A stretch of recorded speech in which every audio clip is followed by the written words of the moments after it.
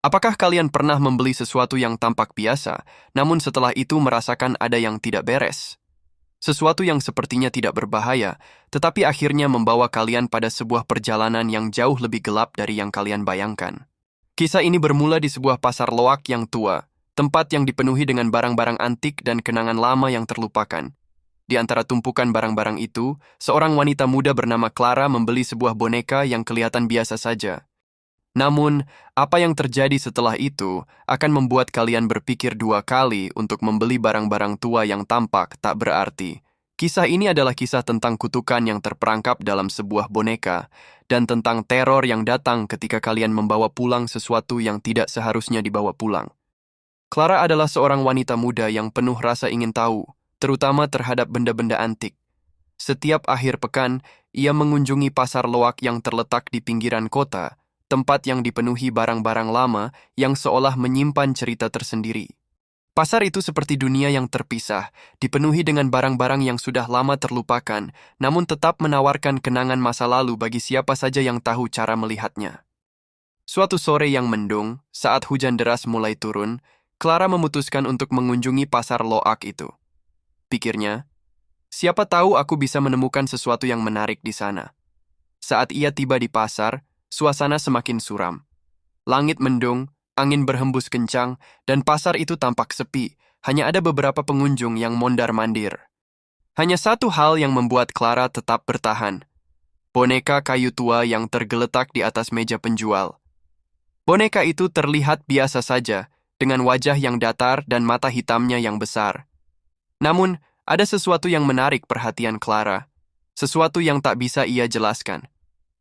Boneka itu tampaknya telah lama terabaikan, terbungkus lapisan debu tebal dengan pakaian yang sudah usang. Tetapi saat Clara mendekat, matanya terfokus pada boneka itu, dan untuk alasan yang tidak bisa ia mengerti, ia merasa seperti boneka itu sedang menatapnya, memanggilnya. Penjual yang sudah tua dan lemah, dengan suara serak dan agak aneh, mulai berbicara. Boneka itu sudah lama ada di sini, katanya. Mungkin ada yang tertarik untuk memilikinya. Clara, yang selalu tertarik dengan barang-barang antik, memutuskan untuk membeli boneka itu. Harganya sangat murah, jauh lebih murah daripada boneka antik lainnya di pasar. Tanpa berpikir panjang, ia membayar dan membawa boneka itu pulang. Clara membawa boneka itu pulang dengan perasaan campur aduk. Boneka itu duduk di kursi depan mobilnya, terdiam di sana dengan mata hitamnya yang kosong, namun seolah memperhatikan setiap gerakannya. Ada perasaan aneh yang datang saat ia memegang boneka itu, tetapi Clara menepisnya sebagai halusinasi. Begitu tiba di rumah, Clara meletakkan boneka itu di atas meja samping tempat tidurnya, berharap bisa menikmati benda antik itu dengan tenang. Namun, pada malam pertama setelah boneka itu ada di rumah, keanehan mulai terjadi. Tengah malam, Clara terbangun dengan perasaan gelisah yang tak bisa dijelaskan. Suara aneh terdengar dari ruang tamu, seperti suara barang yang terjatuh. Awalnya, ia menganggapnya sebagai hal biasa, mungkin hanya benda yang terjatuh akibat angin atau getaran dari luar. Namun suara itu semakin lama semakin jelas, seperti langkah kaki yang sangat pelan. Clara yang merasa cemas keluar dari kamar tidur, mencoba mencari tahu dari mana asal suara itu. Tetapi saat Clara tiba di ruang tamu, semuanya tampak normal. Tidak ada barang yang jatuh, tidak ada suara apapun selain detak jam di dinding. Clara menghela napas lega dan memutuskan untuk kembali tidur. Namun, begitu ia berbalik, matanya tertumbuk pada boneka itu. Boneka itu, yang tadi hanya duduk diam di meja samping tempat tidur, kini sudah bergerak. Boneka itu sudah berada tepat di tengah ruang tamu, seolah mengamatinya dengan mata hitam yang menatap tajam. Clara merasa jantungnya berhenti berdetak. Apakah boneka itu bisa bergerak? Apakah ia hanya berhalusinasi? Clara merasa ketakutan yang tak terungkapkan. Ia memutuskan untuk kembali tidur dan berharap semuanya akan baik-baik saja. Namun sejak malam itu, kejadian-kejadian aneh mulai berulang.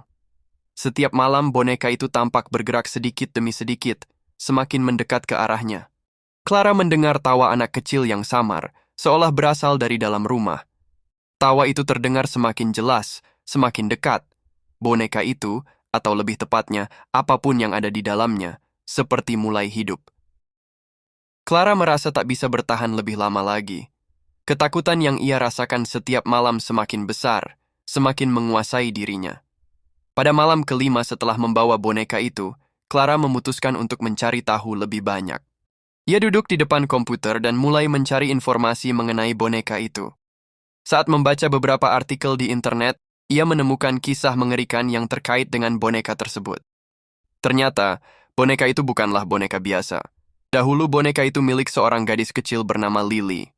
Lily sangat mencintai boneka itu dan selalu membawanya kemanapun ia pergi.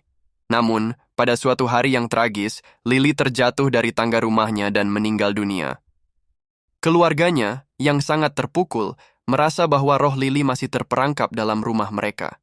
Mereka mencoba berbagai cara untuk mengusir arwahnya, namun akhirnya mereka memutuskan untuk melepaskan boneka itu ke pasar loak, berharap bahwa dengan menyingkirkan boneka itu, roh Lily bisa pergi dan beristirahat dengan tenang.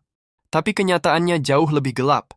Setiap orang yang membeli boneka itu mulai merasakan kehadiran Lily. Beberapa orang melaporkan mendengar tawa anak kecil di malam hari, beberapa lainnya mengatakan bahwa mereka melihat sosok anak perempuan dengan wajah penuh luka yang mengintai mereka dari sudut ruangan. Boneka itu bukan sekadar benda mati, ia adalah rumah bagi roh yang tidak bisa tenang. Pada malam ketujuh, Clara merasa tidak bisa lagi menahan ketakutan. Setiap malam, ia semakin merasa terperangkap dalam mimpi buruk yang tak berujung. Boneka itu tidak hanya bergerak, ia tampaknya semakin hidup, semakin dekat dengan dirinya. Pada suatu malam yang sangat gelap, Clara terbangun karena mendengar suara langkah kaki yang sangat pelan, hampir tidak terdengar. Ketika ia membuka matanya, ia melihat sesuatu yang membuat darahnya membeku. Di luar kamar tidur, berdiri seorang anak perempuan dengan wajah penuh luka. Matanya kosong, seolah tidak ada kehidupan di sana. Rambutnya panjang dan berantakan, bergoyang oleh angin yang tidak ada. Clara hanya bisa menatapnya dengan ketakutan yang tak terlukiskan. Anak itu tidak berbicara, hanya berdiri di sana, mengamatinya. Di tangan anak itu, boneka yang telah bergerak sendiri, berada. Boneka itu menatapnya dengan mata hitam yang kosong. Clara mencoba berlari, tetapi tubuhnya seolah tidak bisa bergerak. Tawa kecil yang menakutkan itu terdengar semakin keras, memenuhi seluruh rumah. Boneka itu bergerak dengan sendirinya, bergerak mendekat ke Clara, dan saat itulah ia mendengar bisikan yang sangat pelan, "Aku tidak ingin sendiri." Boneka itu akhirnya berada di tangan Clara, dan tubuhnya seolah dikuasai oleh kekuatan yang lebih besar. Di luar kendali, Clara merasakan dirinya terhisap ke dalam dunia yang gelap, di mana dirinya menjadi bagian dari kutukan boneka itu. Clara akhirnya menghilang, tidak ada yang tahu kemana dia pergi. Ketika orang-orang datang ke rumahnya, yang mereka temukan hanyalah sebuah rumah kosong dan boneka itu tergeletak di meja dengan mata hitamnya yang kosong. Setiap orang yang membeli boneka itu akan merasakan kutukan yang sama. Seperti yang dialami Clara, mereka juga akan menjadi bagian dari kisah kelam ini. Kisah Clara adalah peringatan bagi kita semua. Berhati-hatilah dengan benda-benda yang tampaknya tidak berbahaya, karena kita tidak pernah tahu apa yang tersembunyi di dalamnya. Apakah itu kutukan atau sesuatu yang jauh lebih gelap? Jika kalian melihat boneka tua di pasar loak, mungkin lebih baik untuk tidak membawanya pulang. Karena siapa tahu, mungkin saja itu adalah jiwa yang terperangkap, yang menunggu kesempatan untuk kembali hidup bersama kalian.